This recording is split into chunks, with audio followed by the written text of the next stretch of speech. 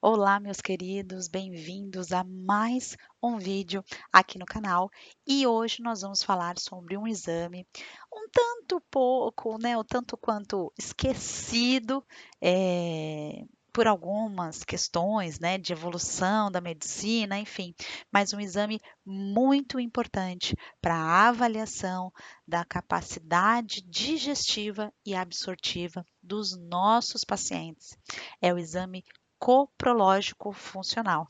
Estou falando de um exame de fezes capaz de nos trazer, né, algumas informações valiosíssimas sobre o quanto que esse paciente está conseguindo digerir o que ele come e o quanto do que ele digere está sendo absorvido pelo trato, né, intestinal. Então, gente, esse exame é um exame que exige um preparo, né? Os laboratórios enviam uma dieta específica. Dependendo do laboratório, pede-se 3 amostras para serem analisadas. E o que acontece, né? Nesse exame tem esse preparo justamente porque são elementos que vão ser avaliados durante essa análise. É um teste que passa por alguns momentos diferentes. Então, existe um primeiro momento em que é feita uma análise a olho nu, né? Então, exige um treinamento, né, muito grande do profissional que está ali fazendo a análise desse exame. Então, vai se procurar restos de alimentos, tanto de origem animal quanto de origem vegetal, né, primeiramente a olho nu, e vai ser colocado ali no resultado que se observa e a gente já vai entender que se tem pedaços de alimento, seja ele carne, tecido conjuntivo, vegetais, né? A olho nu, nós precisamos trabalhar algumas questões no paciente. Antes de tudo, mastigação, porque estômago e intestino não têm dente e o que a gente não mastiga não consegue ser bem digerido. O ideal é que o alimento já chegue no estômago muito, muito, muito, muito pequenininho. Então, a gente deve orientar, né, para que as pessoas mastiguem até que o alimento se torne uma pasta na boca, para aí sim engolir. Mas também, né, esses pedaços encontrados nas fezes, a olho nu, na macroscopia, né, podem ser um grande indício de que esse paciente, por exemplo, pode vir a ter uma hipocloridria, a falta de ácido nesse estômago, né, pode colaborar para essa presença de alimentos, né, nessas fezes. Então, a gente tem que observar isso. É claro que eu já vou deixar essa observação aqui. O coprológico funcional pouco diz sem uma história clínica bem detalhada. Então, ele faz parte de um conjunto de peças do quebra-cabeça que está faltando quando a gente faz a avaliação clínica do paciente. E aí, no coprológico funcional, a gente consegue completar esse quebra-cabeça, mas ele sozinho não diz muita coisa, porque a maioria dos resultados desse exame pode ser algumas questões, entendeu?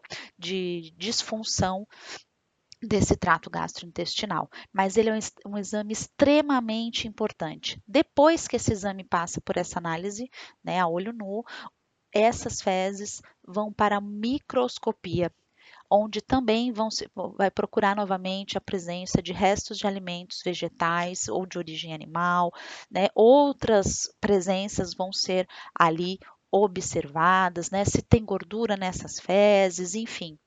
Vão ser analisados vários outros componentes desse exame e também é feito, né, uma terceira avaliação nesse mesmo exame, que é a análise química, para verificar a presença de alguns ácidos, né? Então, a gente vê aí também a presença a quantificação, perdão, do pH dessas fezes, que também nos diz sobre a saúde gastrointestinal e a capacidade, né, digestiva desse paciente. Um paciente mais alto ou com pH, né, mais alto, ele pode ser um paciente que está com uma dieta desequilibrada em proteínas, por exemplo, e proteínas aumentam o pH fecal.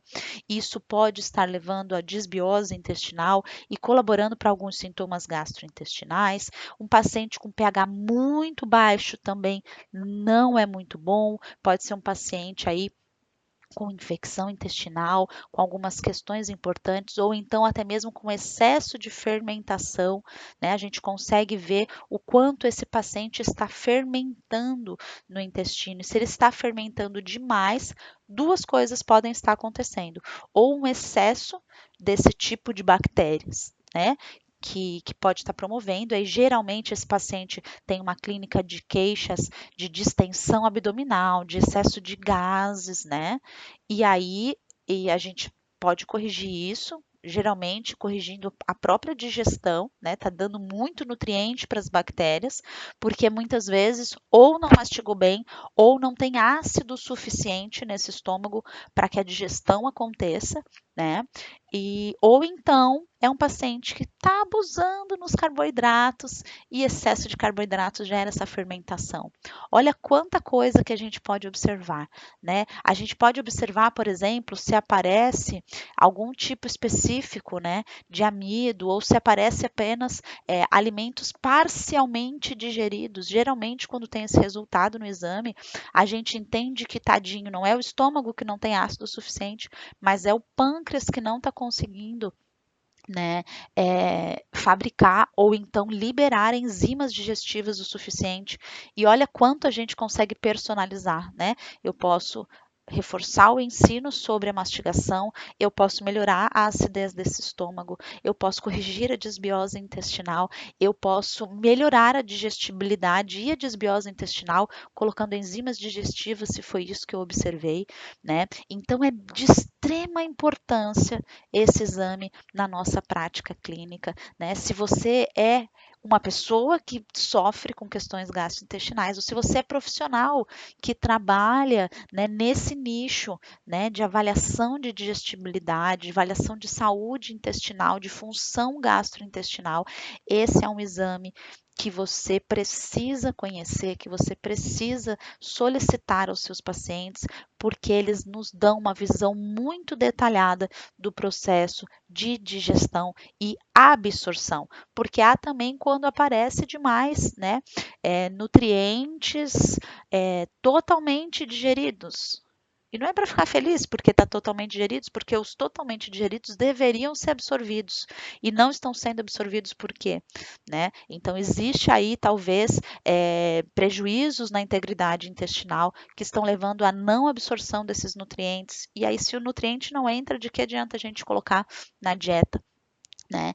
Então, saber de tudo isso pode mudar o resultado que a gente tem com os nossos pacientes, muda a qualidade de vida das pessoas, devolve, né, muitas vezes a saúde, porque de que adianta nós, nutricionistas, colocarmos alimentos incríveis na dieta se a gente nem sabe se esse paciente consegue digerir ou absorver o que a gente está prescrevendo para eles, né?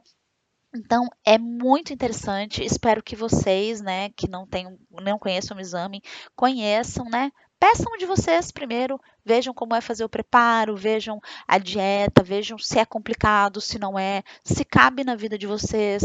Peguem uma lâmina, né, de resultados, olhem como o resultado vem. Precisa interpretar, né? É como eu disse para vocês, o resultado geralmente de um coprológico funcional pode nos levar a caminhos diferentes, então ele tem que estar andando muito juntinho com a história clínica do paciente, mas ele consegue nos mostrar se existe algum problema na digestão de carboidrato, de proteína, de gorduras, se existe a digestão acontecendo, mas o problema é na absorção dos nutrientes e a gente consegue ter essa visão geral, né? Então, para ajudar vocês, eu construí uma lâmina que tem todos os componentes que podem vir a ser avaliados no exame de coprológico funcional. Por que eu falo isso? Porque depende do laboratório, vem mais ou menos elementos sendo avaliados, né? Então eu criei uma lâmina resumidinha para vocês que de repente se interessem sobre esse assunto, né? Eu vou deixar o link aqui na descrição do vídeo, né? Um preço super acessível para que vocês consigam ver. Em cada elemento avaliado, eu coloco a possibilidade do que pode estar sendo a raiz do problema para que vocês possam, né, corrigir. Então, eu agradeço muito a atenção de vocês, espero que tenha ajudado esse vídeo e fiquem com Deus. Até o próximo vídeo.